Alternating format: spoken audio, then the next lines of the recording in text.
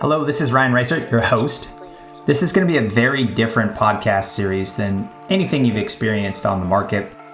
What I'm trying to do is change things up a little bit. Rather than having a special guest and one topic with great conversation that goes away, we're going to host a series of experts and others who have perspective on different topics over a period of time. Gather that in a series of episodes and roll that out until we've really exhausted a topic. So hopefully you enjoy this podcast, and thanks again for listening in.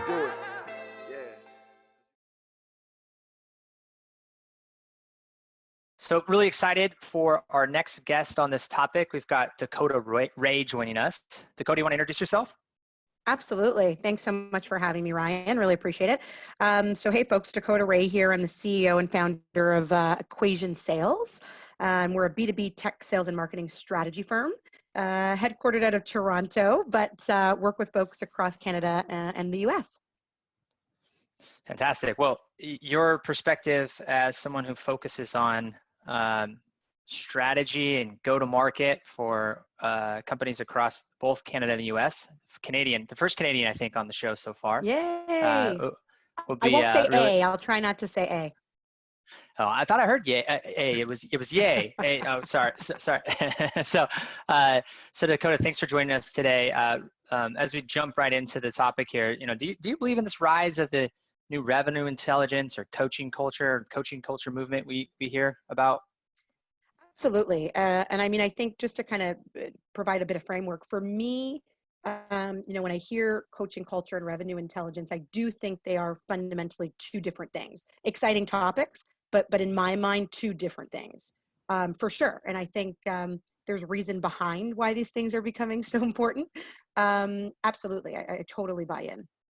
So let's dive into that, because a couple of the guests have jumped right in and saying, yeah, this is what it is and how exciting it is, and others are like, I don't even know what the heck that means. And you're saying, wait, hold on a second, these are two different things. So tell me a little bit more about what you mean by that. Yeah, in my mind. So I think, let me talk about the revenue intelligence piece. I mean, we work with tech companies, like, as you mentioned, across Canada and the US. Everybody, is trying to figure out the secret sauce, so to speak, to get more revenue, right? The good news is there isn't a secret sauce. It doesn't exist, or we'd all be multimillionaires. So with that being said, I mean, the reason why our company is actually called Equation Sales is we're looking to find our clients' effectiveness equation, which results to revenue. And so when we talk about revenue intelligence, I think that's critical.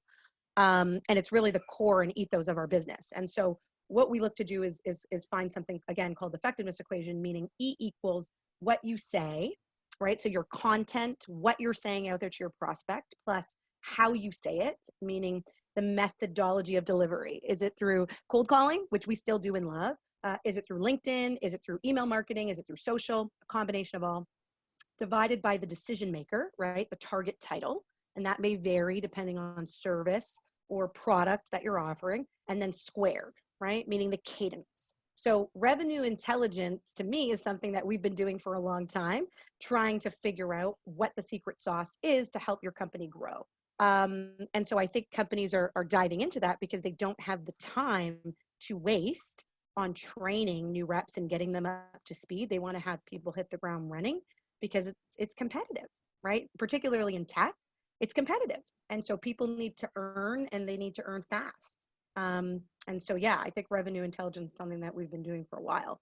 In terms of coaching culture, that's a tough one, I think, for everybody, because the expectation is that, and I played sports. I don't know if you played sports at all, Ryan, but I think, Yeah. always the biggest frustration for me playing sports was trying to get people to care as much about winning as me. The hardest challenge I think I'm a great salesperson. I don't know if I'm a good sales coach, so to speak, in the sense of Mm-hmm. getting people to care as much. I think fundamentally, training is critical.